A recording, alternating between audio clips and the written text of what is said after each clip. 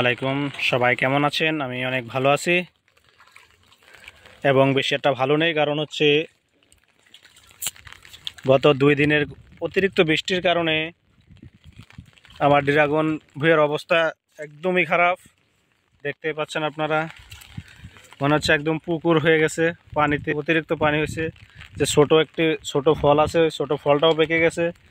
অনেক লসের অবস্থা আছে, লস হওয়ার সম্ভাবনা আছে, কারণ ছোটো ফলটা অবশ্যই একটু বড় হইতো, বড় হলে একটু দামটা বেশি পাওয়া যেত। সব ফল পেকে গেছে, সব ফল পেকে গেছে দেখতে পাচ্ছেন।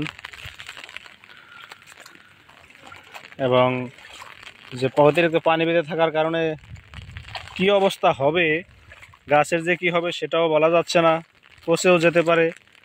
লক্ষ লক্ষ টাকার আবাদ মার খাওয়ার সম্মুখে। পুরো ভুঁইতে শুধু পানি আর পানি দেখতে পাচ্ছেন। প্রচুর বৃষ্টি হয়েছে, ওদিকে আমাদের বিল একদম তলিয়ে গেছে, এদিকে মাঠের অবস্থাও খুবই খারাপ, অনেক খারাপ মাঠের অবস্থা। ড্রাগন ফল সব পেকে গেছে।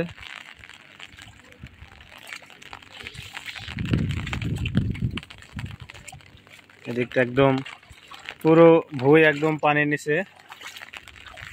নিচে সব একদম প্রচুর পানি হয়েছে। গত 2-3 দিন পানির প্রভাবটা দেখতে পাচ্ছেন, মাঠের মধ্যে এত পানি। এভাবে আদমপুরে প্রত্যেকটা চাষির মাথায় হাত, কারণ ছোট ছোট ফল পেকে যাচ্ছে এবং গাছ পচে যাওয়ার সম্ভাবনা আছে। লক্ষ লক্ষ টাকা খরচ করে এই ড্রাগনের আবাদ করেছে আদমপুরের বা আমাদের এলাকার মহেশপুরের অনেক মানুষ।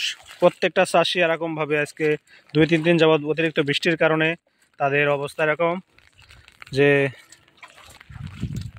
3-4 দিন ধরে অতিরিক্ত পানির কারণে প্রত্যেকটা জমিতে এরকমভাবে পানি বেঁধে আছে। এখন বলা যায় না আবাদগুলো থাকবে কি না পচে যায়, এতে অনেক লক্ষ লক্ষ টাকার ক্ষতি হওয়ার সম্ভাবনা আছে। তো যাই হোক, ভিডিওটি করলাম, অতিরিক্ত পানি হচ্ছে আমাদের গ্রামে, সবাইকে দেখানোর জন্য বা জানানোর জন্য। সবাই জানেন, দেখেন। তো যাই হোক, সবাই ভালো থাকবেন, সুস্থ থাকবেন, সবার সুস্বাস্থ্য কামনা করে আমার ভিডিওটি শেষ করছি। আসসালামু আলাইকুম।